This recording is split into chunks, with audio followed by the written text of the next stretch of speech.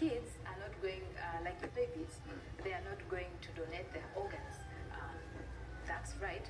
But then you never know where it will trespass for them to donate. And then another thing, a person of 18 years and 21 years, they will donate on the consent of their parents. So yesterday actually Ibrahim Semuju Honorable Semuju Nganda came up and said, if the government amended the constitution and said that a person of 18 years can become a president, why not decide for themselves to donate the organ?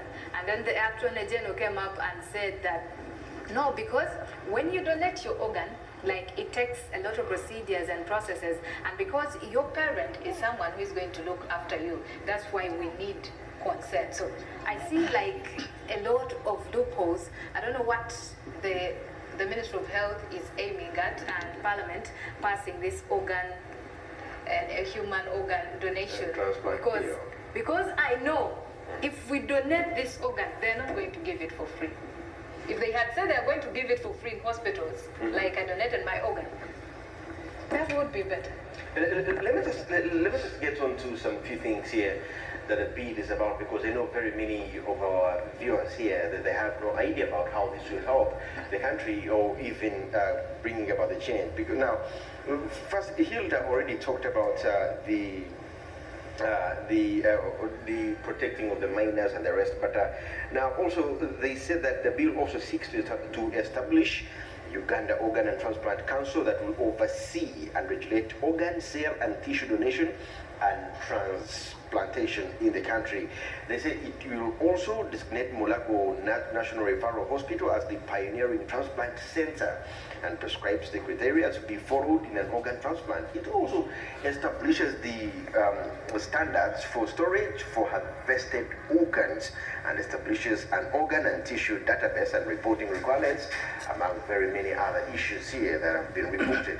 Now they say here that the proposal also aims at protecting the dignity that Hilda already talked about and the identity of persons, and also guarantees without discrimination, respect and their integrity and other rights and fundamental freedoms concerning the donation and transplant organs, tissues, and also sale of human origin. Well, the list is so long here, but let's say according to the health minister, the bill will also prescribe appropriate consent to be given to donors to establish and maintain national waiting list for potential organ tissue. You have seen in the United States where they say that when we find someone with an organ that matches yours, we will contact you. So I think this is also part of this. More here, what do you hope that this will change? Mostly in what the cases that we have been getting, that my organ has been stolen. I went with my liver in the hospital. I came back with no kidney.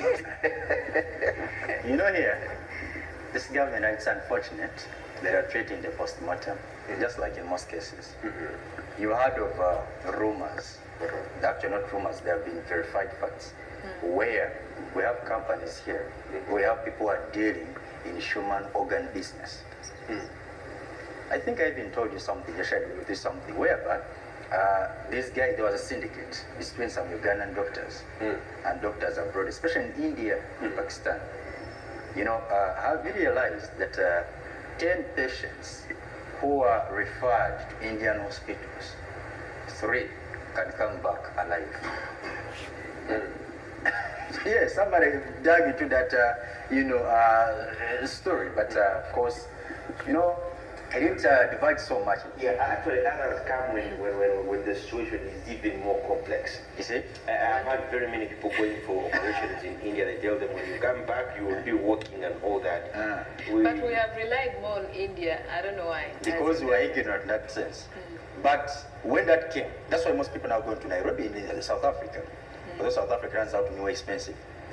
But there was a syndicate whereby you had here Ugandan doctors dealing in human organs.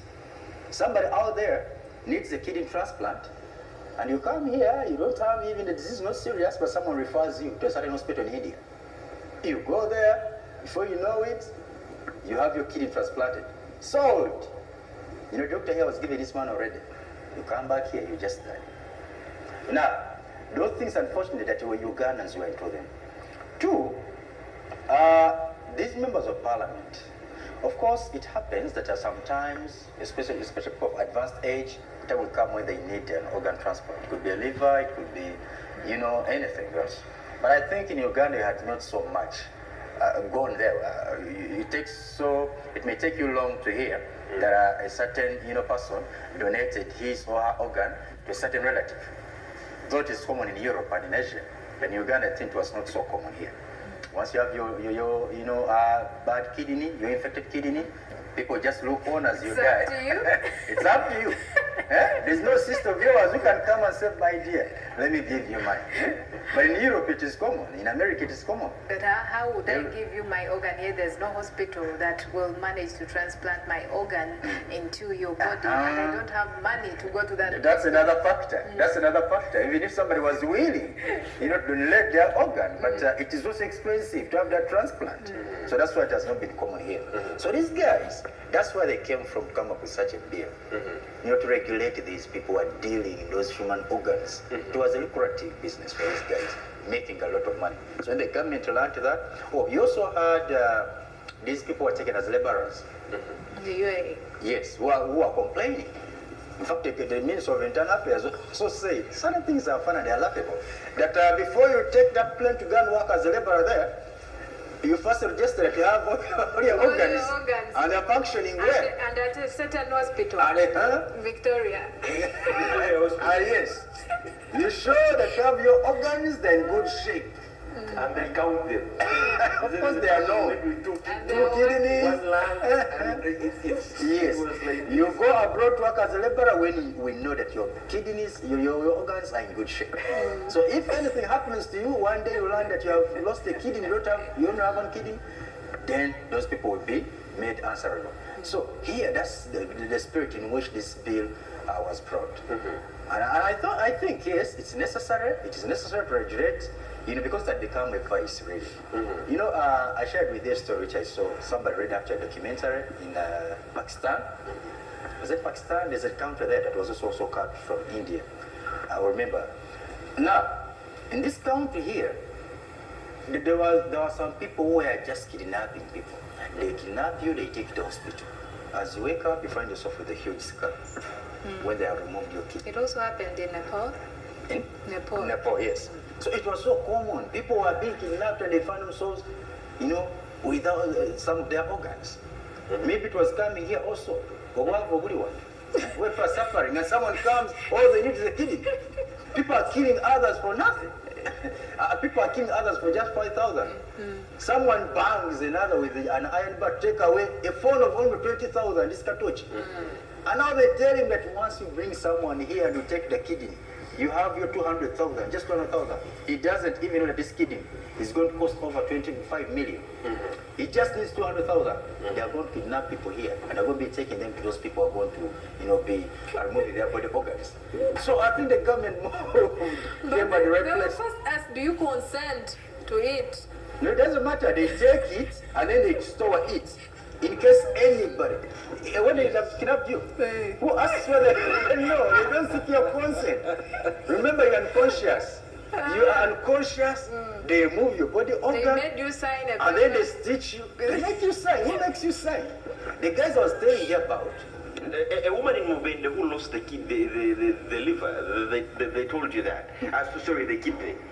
I mean, she tried all means to get to know how this thing happened, and she wouldn't do it. She wouldn't find any means. These guys, they take it to hospital. Remember, the doctors are there waiting. And there is no mechanic or a journalist like you or myself who can be in this business. It is doctors. So they get you, they kidnap you, take you to hospital.